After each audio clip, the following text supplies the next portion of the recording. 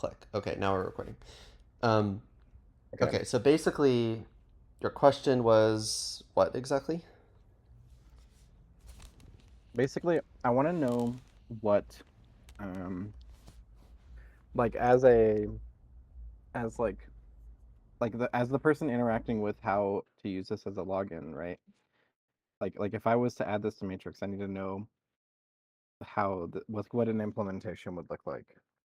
hmm Okay, so it will be better for me to just explain DIDs in general. So DIDs Okay. stand for decentralized identifiers. They are a W3C standard. Um, and there's a data model associated with them, but the basic Mm. idea is that you have the decentralized identifier, which is just a string, it's a URI, and it looks like DID colon and then a particular DID method. So some examples are web, key, uh, those are the two common ones. Mhm. PLC for blue sky. There's different DID methods. It's like a whole laundry list of them, right?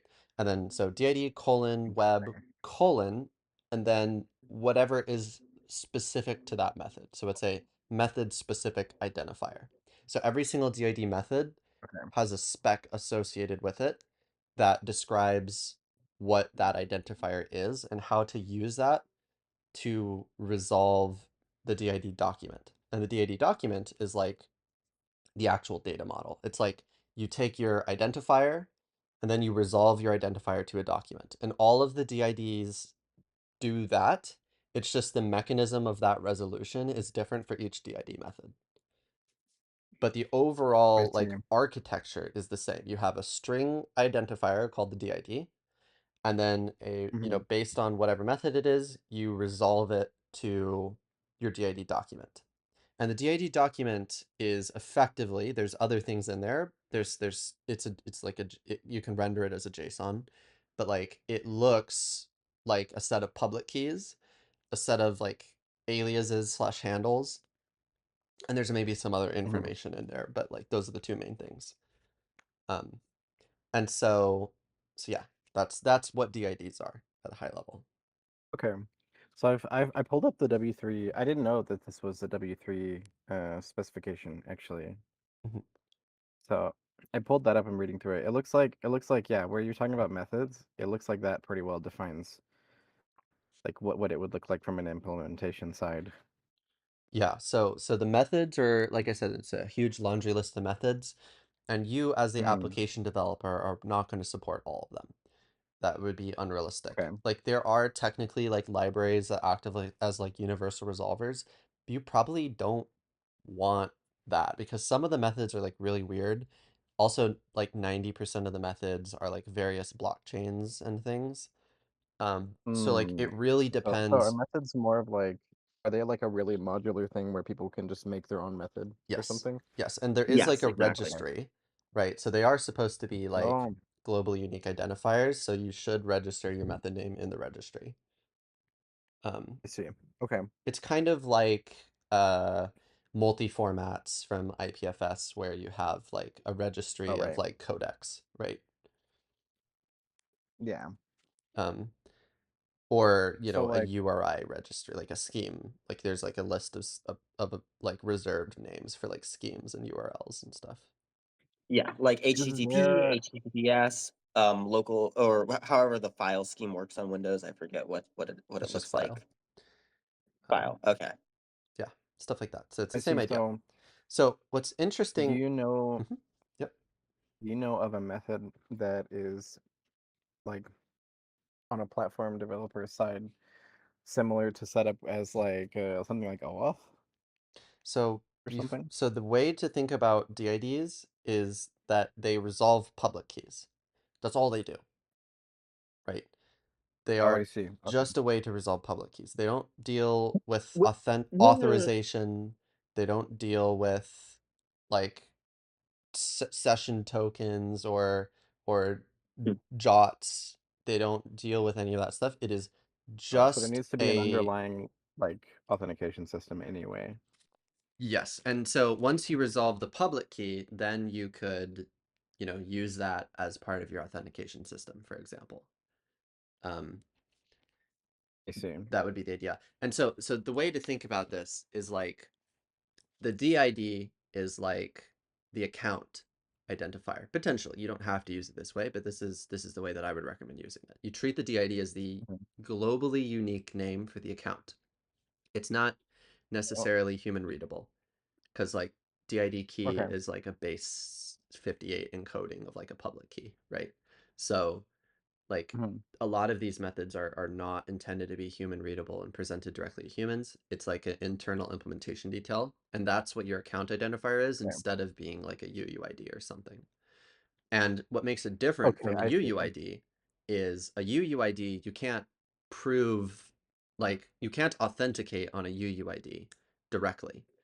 Like you need some other secret to authenticate, and that's going to be in the form of like a password or Right. something. But with a public key, because the DID resolves to a set of public keys, you can use one of those public keys to then prove authority or ownership of that DID.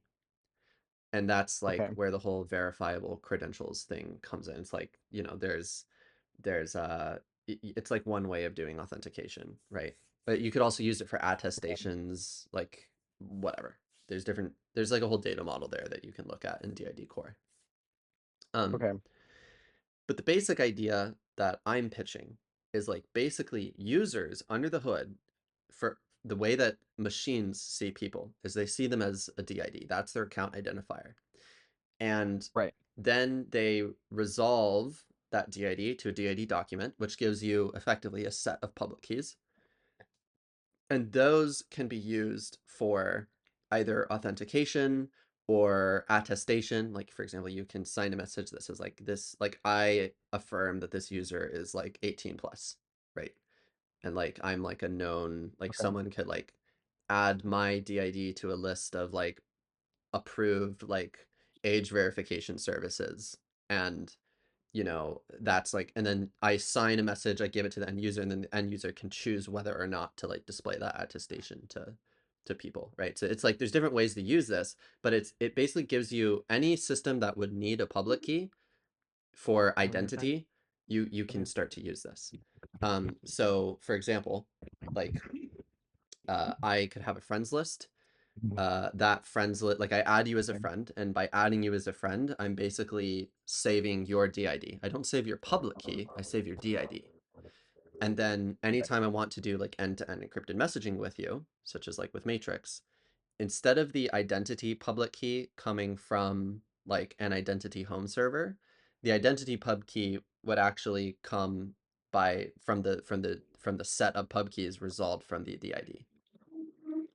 And I then that see. would get Interesting. passed in as like the identity key for like X3DH or whatever it is that Matrix uses under the hood. Um, yeah. Yeah, yeah. So what would I'm trying to think. What how large is the set of public keys like produced from the DID? Um, like in terms of supported cryptography methods, or what do you mean? No, no, no. I mean, like, if we wanted to ensure for like true forward secrecy using Uh, this, where like you sign your messages with the things returned from the DID, mhm. um, how many steps of forward secrecy do you get out of it? So I'm you asking like shouldn't be doing encryption with identity keys. That's just like a general mm, practice. Like that's not a thing. And well, X3DH doesn't do it that oh, way either. Um, in I see. X in Then I'm X3DH, misunderstanding. you have like your identity keys that are static Mhm. for the most part, like unless you delete them, and then both users have to like do the whole thing where they're like, oh, this is like a reset, whatever, make sure it's you're trusted, that type of thing. But the identity keys are static, and they basically sign. So signing is like generally speaking a safe operation because the information that you're signing is generally deemed to be public, but Right. encrypting is where it gets tricky, right? Um, so usually Yeah. what you do in X3DH, if I'm remembering correctly, and this like Signal has like a whole spec for this, right? Um, you have Mhm. like your identity key, you have like an ephemeral key, which is like uploaded by the user in advance to their home server. And then you also have like a random key that's like generated on the fly. It's like a semi, like actually I can find out what they're actually called if you give me like 1 second. X3DH, just so that you know what I'm Okay. talking about. So there's, I'm pulling I it up. see. So there's So the there's the one-time pre-key, there's the identity key, and then there's the ephemeral key.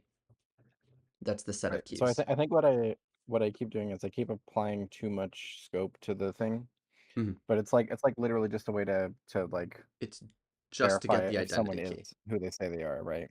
It's not even that. It's Right. just to get the identity Okay. key. That's all that Okay. DIDs are. It gives you a set of public keys. It's up to you on how to use those public keys. I would not use it for Mhm. anything that isn't just like the identity keys. Maybe you could also add I see. encryption Okay, keys I in see there what you're too, but saying. like I'm recommending essentially that you just use it for identity keys. Okay. I think I see. Yeah, I think I understand. Okay. So I assume in Matrix, and I don't know for sure, but I assume that in Matrix, users create an account with their home server using like OAuth. And the secret that they use Y- to authenticate to their home server is like their password or like logging into Google. And then Google says, yes, this is like Yes. actually the user. And then that generates, like the server just generates an identity key, or alternatively, the user generates an identity key and uploads that to the server. I don't know which one it is. Um, Hopefully the latter. Okay. And instead of that happening, what would instead happen is the user generates a DID and uploads that to the server, right? Hmm. And then now the Hmm. server can retrieve that public identity key using the DID. So when someone tries to message this person, instead of like I don't know how users address each other in So it works Matrix. like a context, but it also includes an address to find them, basically. A context, Contact, uh, like on a an phone. account identifier. Yeah. Yeah. Okay. That's really cool. So basically, like the app would manage all the DIDs of the people that you've interacted with or become friends with or whatever. Mhm. And then to address that user, they would just use the DID to resolve Yes. their They public they keys. would Interesting. exactly. And instead of the like user's phone, like I don't know where the user gets I don't know where Bob gets Alice's identity key. I'm assuming it comes from the home server. Like I'm assuming Bob says to Alice's home server, I want to talk to Alice. What's her identity key? And at that point, the home server, instead of sending the identity key, the home server should send like Alice's DID, basically. Although if you really wanted to, you could send the identity key. It's just not as good to do that. Very Because interesting. it covers like that's where you get into like credible exit stuff. Like if end users address each other through DIDs, credible exit is possible, but if end users only address each other through home servers, then credible exit is impossible. Right. I see. So so as the like I'm trying to think. So like my what can I use part of because isn't I think this is also similar to the thing that Blue Sky uses, right? Yes, Blue Sky uses DID PLC and DID Web. Those are the two methods they support. Okay. So and they have you basically capable of hosting your own profile. So does that mean that like if I create an identity and I use it in one platform, I basically have like a portable thing to import into another platform if they support it as well, right? Yes, in theory. The thing is, Okay.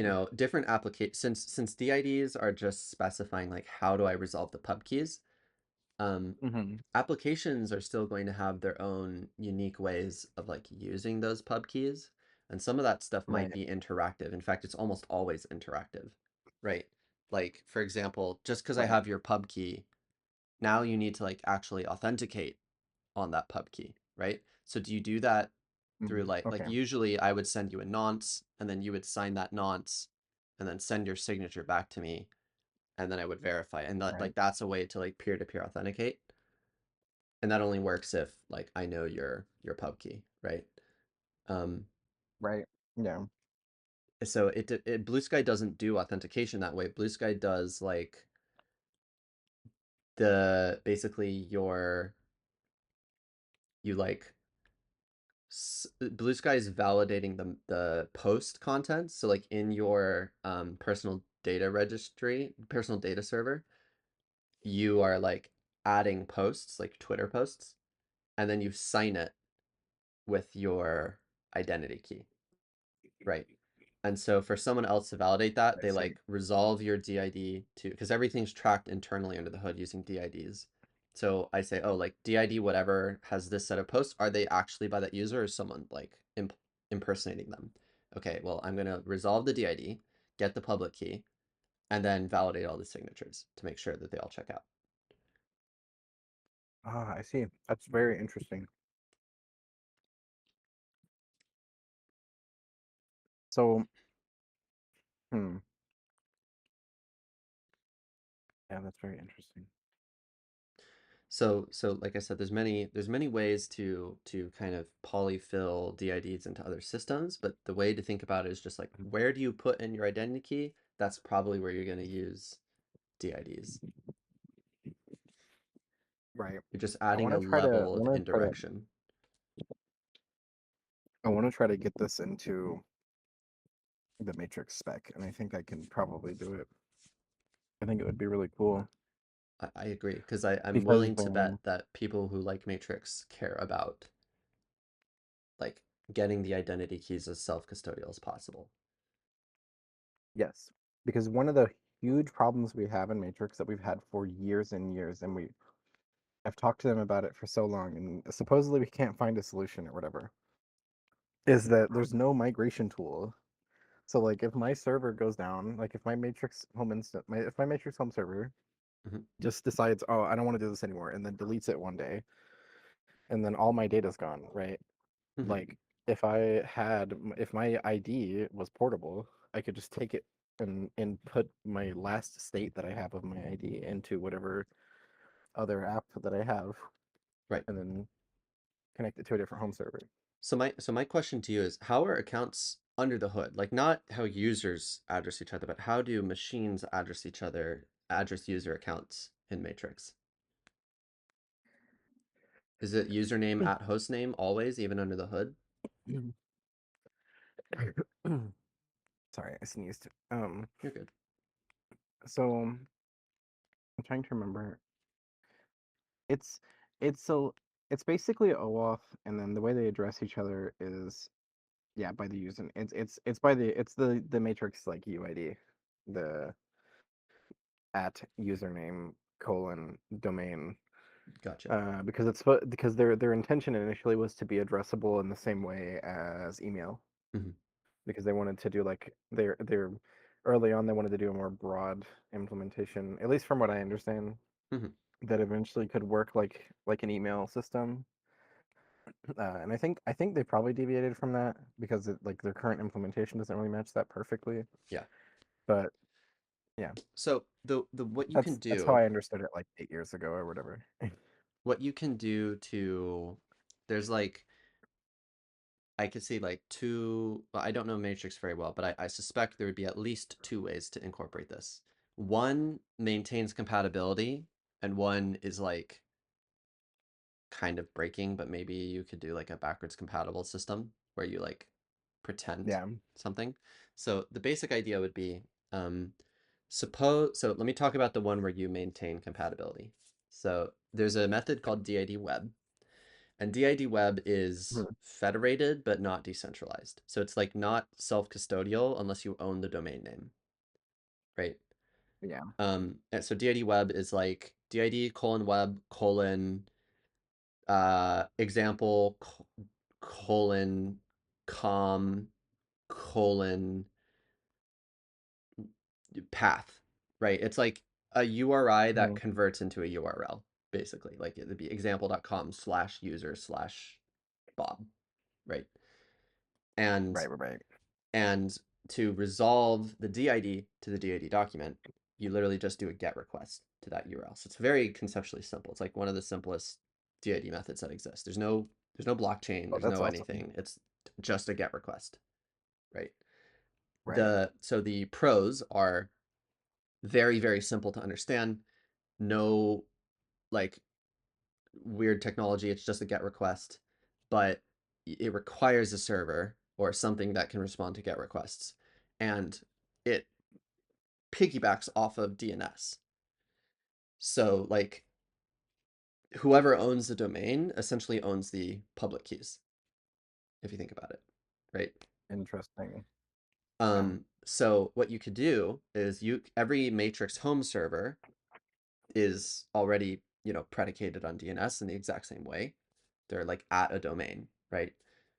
So what you would do is you would say every account in here, I can just I can seamlessly like transition them to like a DID web where it's like DID colon web colon, you know, slash users slash username, like their username in Matrix, right? Yeah. So that is like a one-to-one mapping of like Matrix users to like DID webs. Um, and then instead of the identity key being served, or like maybe in addition to the identity key being served over the normal mechanism that Matrix has to give identity keys, you would also add Mhm. like this DID web endpoint, which serves the DID document. And so now anyone that signs up on a Matrix instance could also use that exact same instance in other systems which are not Matrix as like their DID web server, right? So does that help Matrix like decentralize? No, it doesn't. Does that help Matrix use DIDs so that like other applications can also use the same home servers? Yes. So that's one approach. The other approach that I can think of, Interesting. which still maintains full compatibility, would be I have like a DID that is not on a particular home server. Like let's say it's either a DID web on the butler.com or it's like a DID key, which doesn't have any web servers at all, or it's like DID PLC, which is like using Blue Sky's system, right? And I want Mhm. to get that, I want to use the same identity keys in those as I have in Matrix. And so what I could do is I could just have like a relay node of Matrix, and this would be like Matrix, it'd be like a domain name that just proxies between the two identifiers. So like to the rest of Matrix, it looks like it's username at relay.com, but Yeah. relay.com is actually basing its identity keys off of like whichever DIDs have been uploaded to it, you know? Mm. So benefits of that, Interesting. anyone using DIDs can continue to use the same DIDs on that server. The problem is that the rest of the Matrix ecosystem doesn't address them through DIDs, they address them through that server. So if they ever want to, if that server ever goes down, you have all the same credible, like you can't migrate your account, right? I mean, you'd still have the same DID, but like, I mean, I it don't sounds like know. if we implemented it into Matrix, there would also need to be the method for it to use DID for discovery Yes, as either a fallback or first, yes, exactly. And so which I think is maybe, reasonable. I think that's maybe you completely reasonable to use implement. the alternative name scheme that you were showing me. Like there's a way to like hit that endpoint for like a custom handle. Yes. And so you would say, give me the user that has this DID, and then it would give you that. Oh yeah. Um, the We could problem totally do is that. that once you've like entered a group chat with those people, it's still unclear to me like if everyone is still addressing them under the hood with like the at home server thing, then Mhm. like if the home server goes away, the home server goes away. And like it doesn't matter if I initially found them through their DID, the home server is gone.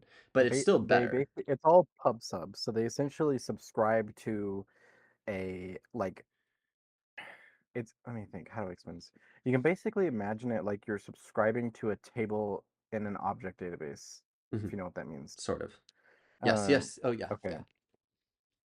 Okay. Like So Mongo, right? yeah, like Mongo. Like imagine Mongo, except the chat room is basically one of the tables, Okay. kind of. And so your client for this group chat uh, subscribes to that database, and every time a message comes through, it gets added to the log of objects. And every one of those objects is either a message or a state event or something like that. And that's basically how the rooms work. Is they subscribe to an ID that all of those clients need to negotiate as the same to address that table. And then the chat room is like basically just a table of objects. But all the objects are still using username at hostname, right? Uh, yeah, for the I'm trying to think. If you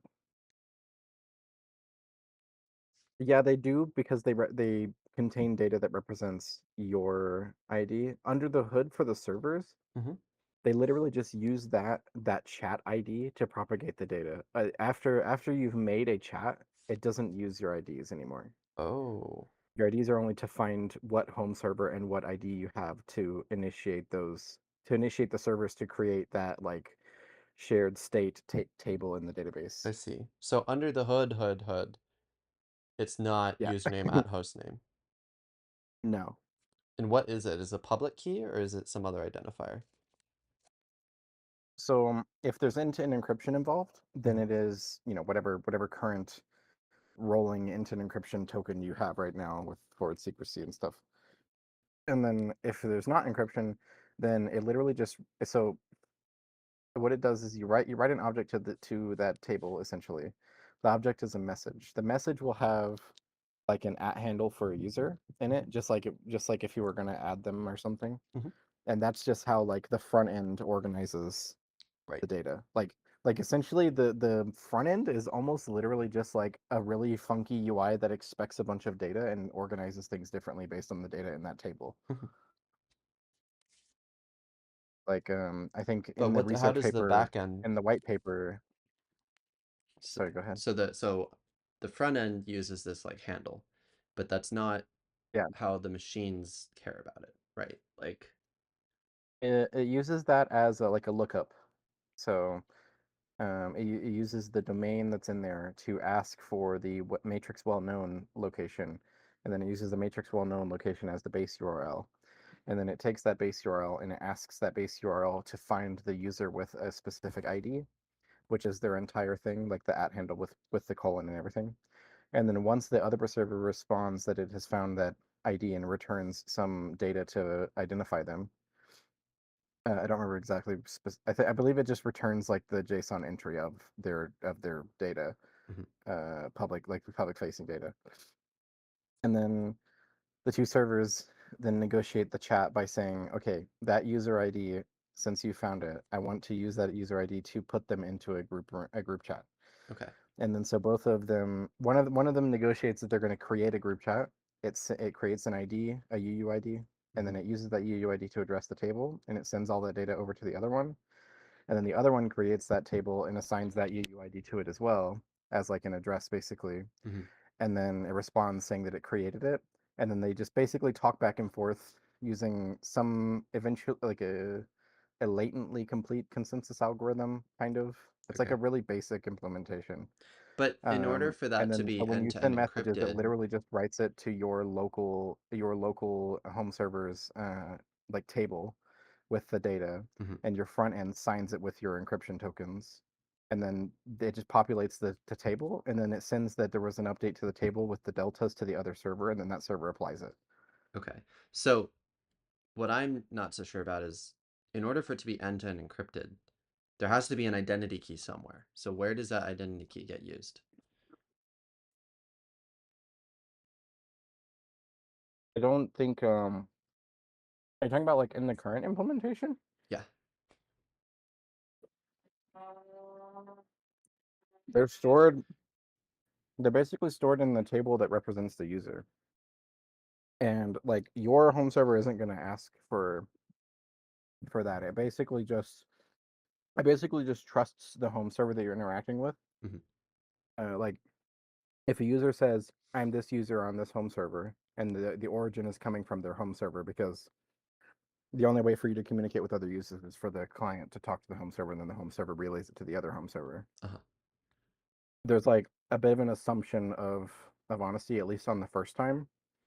And then after that, if another user tries to send data to that user, or like if another home server sends data that says it originated from the home server of another user, like a different home server, and it's like being bounced around the chain basically, it does a check, if I remember correctly, it does a check where it just uses it at first, and then it asks the home server that originated the event if the data is accurate. And then if it is, then it stays there. And if it's not, then it removes it and replaces it with what the origin home server says it was.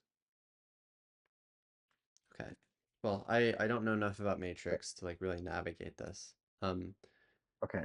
But But I don't think like the negotiation to find the users is like I don't know. They're not, I don't, as far as I know, they're not doing a like a certification that this user is this user without talking to the home server mhm, that they exist on. So then the home server just dictates that this address, I own the user at this address, mhm. and then that's basically it. I think the easiest way to at least get your toes wet, um, Mhm. is that the right phrase? I don't know. To dip your Yeah, toes it in is. is to continue to use Matrix's user addressing systems to not try to change that, but to simply add an additional endpoint on your home server to tell people what Mhm. to resolve the DID document. And that doesn't help Matrix at all. That like literally is not useful yet for Matrix, but it would allow Right. other systems to like use the same home server, and it would give you a little bit Mhm. more knowledge about how DIDs work, and in particular how DID Mhm. web works, and like Okay. get you to have more understanding basically. And it retains, obviously retains full compatibility with Matrix because nothing on the Matrix side is like actually changing yet.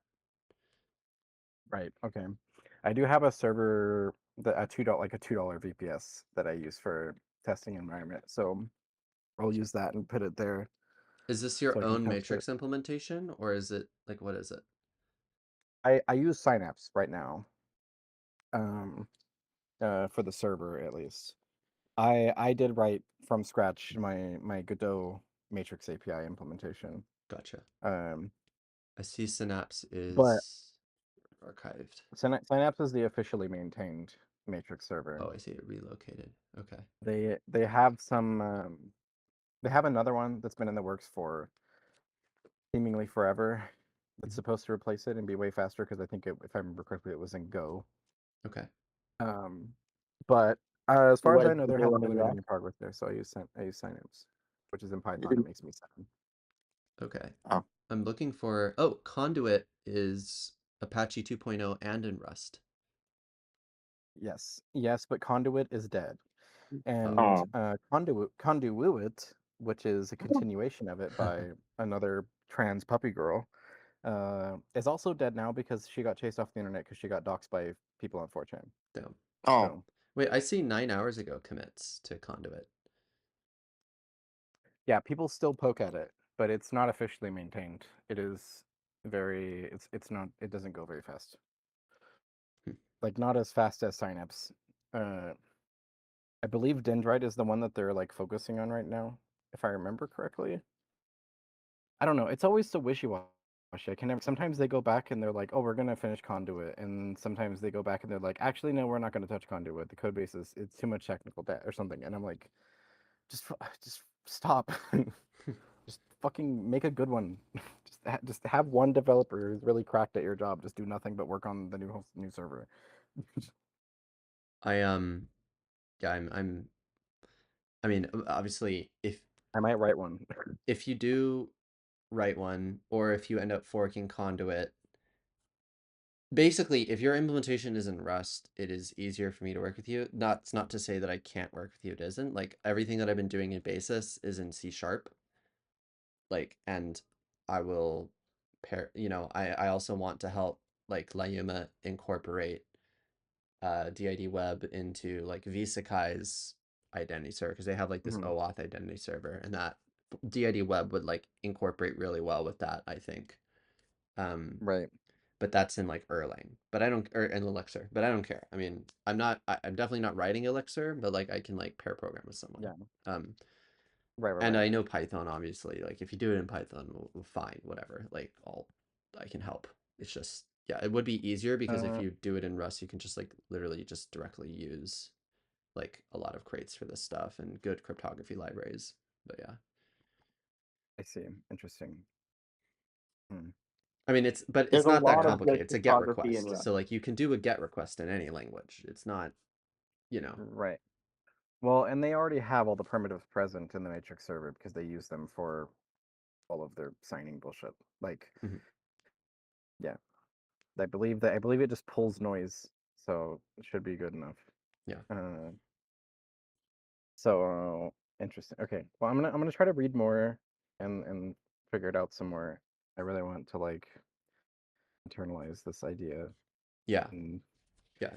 I think this is a pretty brilliant idea. I think this is pretty cool, and if I think we could probably get I think we could also eventually get over to be on board with the DID web. Mhm. I've offered to do some other stuff for them whenever I get some libraries made. But I think yeah, we should try to like if you want, I can try to start socialing people into like thinking about it Yeah, I when I talk to other Mhm. definitely developers. want to talk to the Verte developers. I know CH No, Z 74 developer. whatever is one of them. Yeah, So 74 are we going to inch, I talk about believe is. DID yeet? Well, we Yeah, what does can, DID use? but I Explain. don't want to overload Zodi with like information that isn't like directly relevant at this moment in time. But Well, I think I have a good idea of what I want to of how I want to like start working on it. So we can talk about fun thing now if you want. okay, cool.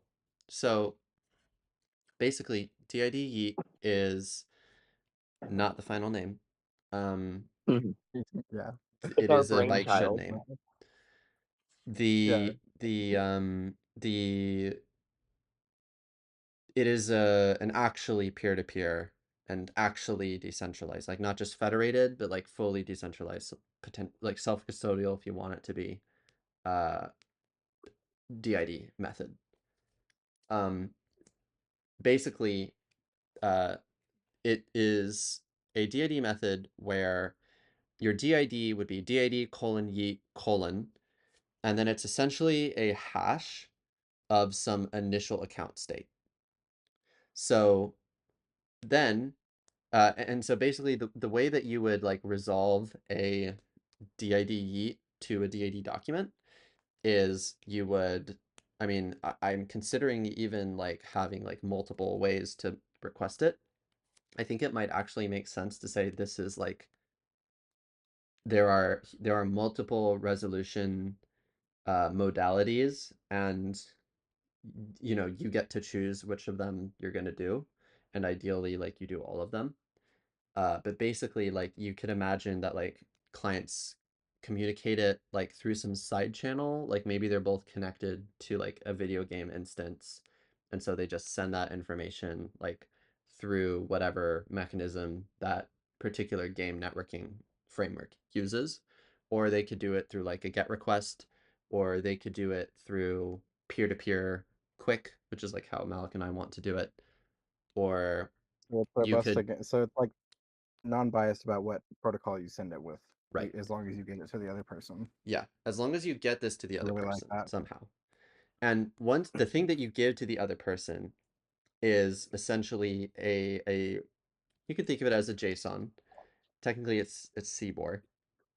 And it's actually you can render it however you want, but basically you're giving the other person this and this set of entries. And so there's like here I'll share I'm not going to share my screen because this is just an audio call, but you can go to github.com/nexussocial/identity. That's where I'm putting this stuff. And there is a crate called DID Yeet right now. And if you look at src keychain, you'll be able to see the kind of the layout of this thing. But let me know when you're there and I'll continue.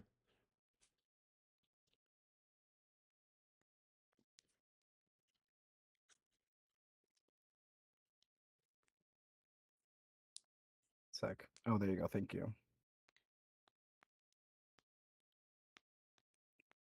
Okay, I opened the link that you sent. So you can see the keychain, and basically the keychain is like a data structure that's going to be serialized and deserialized. And so you're going to get basically this keychain of stuff, and then you're also, which basically is a serialized like tree of keys, like it's a key hierarchy, right? And you're also going to get like another thing, which I haven't implemented yet, which is like the DID document. And basically what you're doing is you want to validate that whatever DID document they gave you is not being forged. Like that's your end goal. And so the question is, all you have initially is your DID yeet identifier and this keychain blob and this document blob. And like, how do I validate that the document is not tampered with? What I do is I first have to figure out like what are the public keys that have signed this document, because the document is signed and it says this is the public key that I've signed it with. And now you need to decide whether to trust that public key. Like, is this the attacker's public key or is it the user's public key? And so the way that you find out is you look at their keychain, you extract the Genesis state or Genesis keychain. Basically, it's the initial state of the keychain when it's first created. You serialize that in some canonical representation, which is actually DAG CBOR. It's a variant of CBOR. This is what Okay. IPLD uses, and also DID PLC uses. Um, it's basically like you can just think of it as like more efficient JSON, right? So you serialize it Right. into this more efficient JSON, and then you hash that, and that hash is exactly what your DID yeet method specific identifier is, right? So Interesting. it's kind of like pinning certificates. I say like, oh, I'm pinning this root certificate.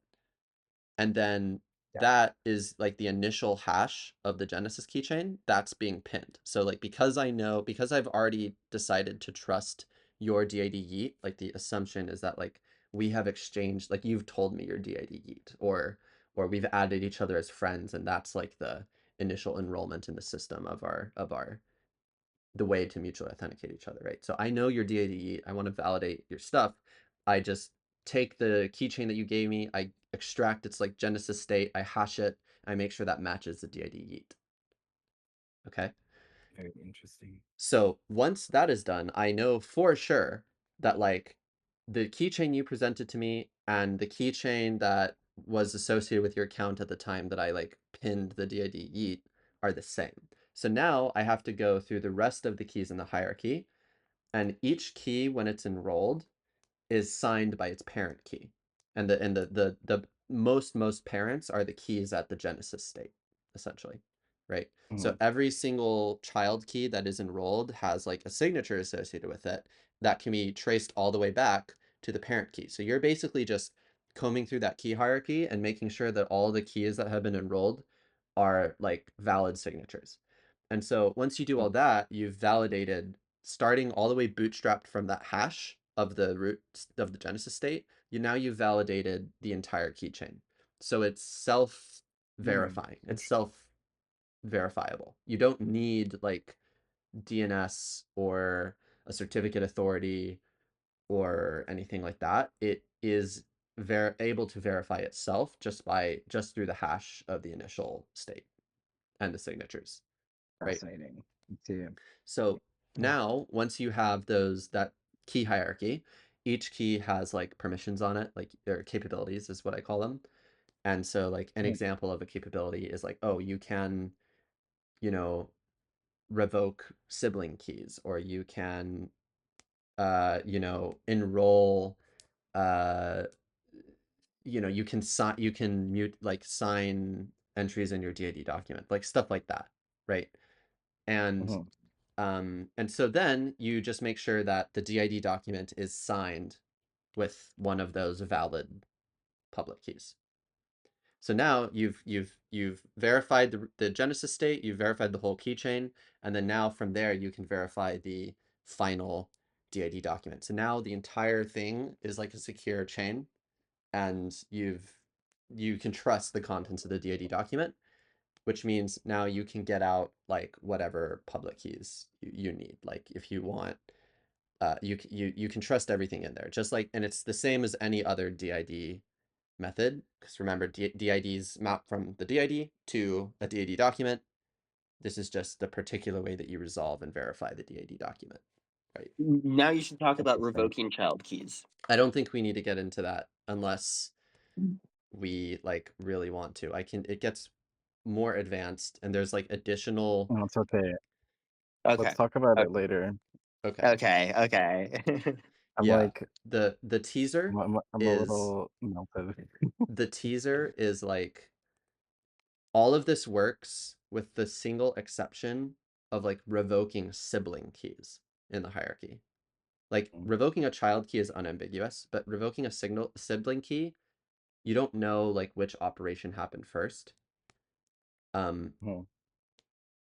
And the other thing is there's like a malicious attack where I present to you a very old keychain and you think it's valid, even though like the user has Mhm. already like rotated those keys because like maybe they like Oh, switched interesting. away from something. So, um, so there are also like if you want to be really, really advanced, and these are like later additions to the system, like ways to expand upon it to make it even better, but things that are not necessary for like the initial implementation, right? Cool. But they're future compatible. So there will be additional things we add later.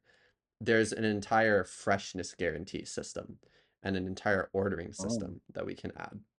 And that will probably use something like Byzantine fault tolerant CRDTs.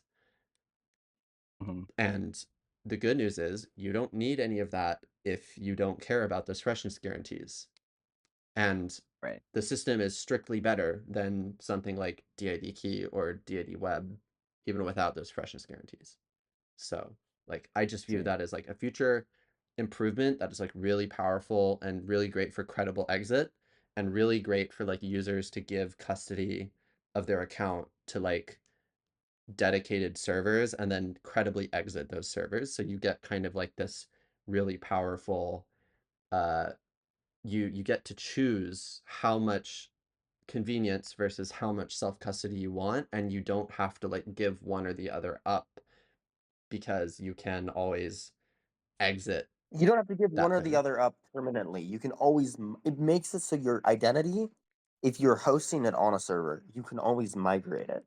Yeah, And you can migrate right. it several times, you can migrate it back to yourself, and once you've migrated it, after enough time has passed, you're guaranteed that you still own your identity and the server cannot impersonate you anymore. Yeah. And in fact, Oh, oh, right, because it rolls over time. yeah. Yeah. Um Interesting.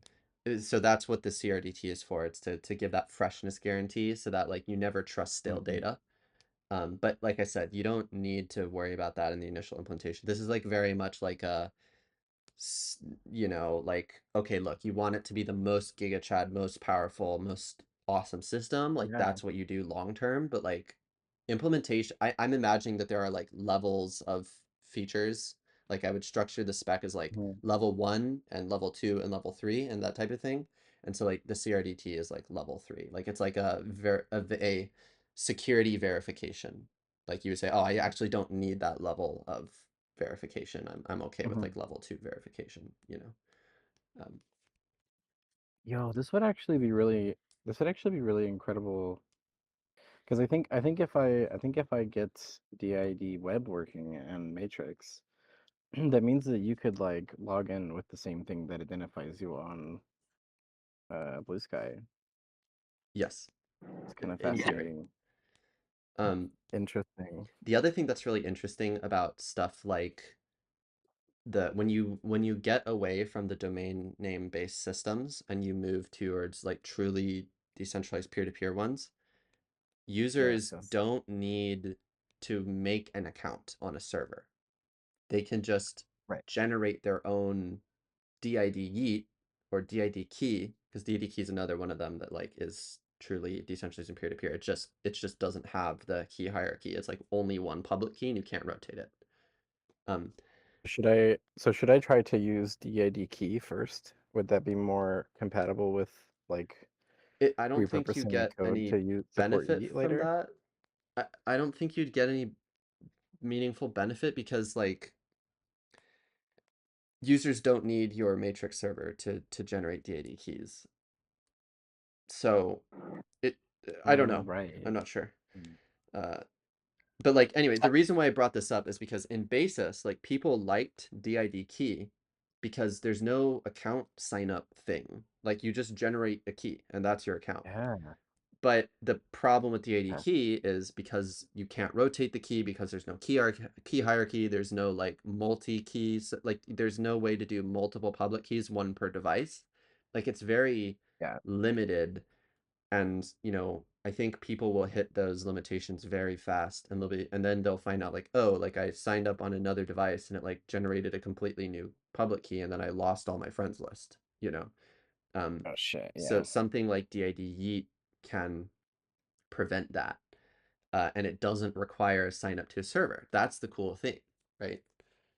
Yeah. That's really You enticing to me. generate your account locally, and then you can port Mhm. that account over and share it between all your devices, all of your applications. Everything can all use the same quote unquote account. And after you create one account, then you can use it for everything.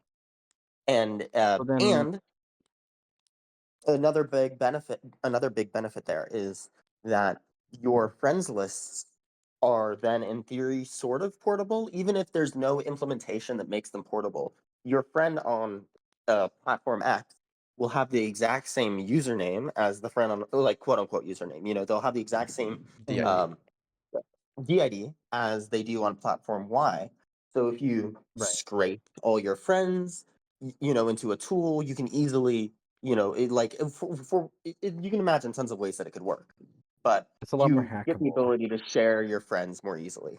Yeah, it gives Yeah. Yeah. persistent, globally unique, authenticatable, like peer-to-peer authenticatable identifiers that are portable across applications. And when you have that, I many feel other like things become it, possible.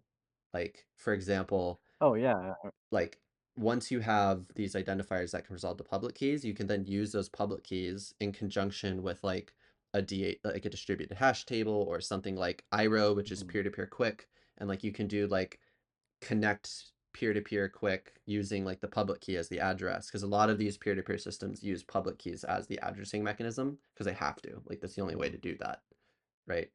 Right. Um, so yeah, there's lots of like things that become possible when accounts are based on public keys, and by doing them based on DADs rather than public keys directly, it allows things like key hierarchies, rotating keys, account recovery, like stuff like that wouldn't be possible otherwise.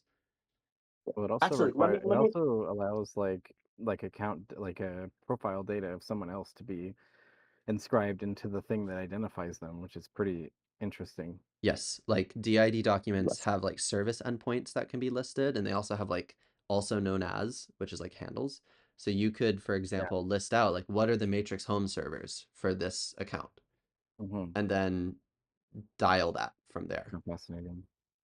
And something else really interesting, I want to dig just a tiny bit more into iroh because I think it's really cool, and I think it's really cool if I can get it across properly.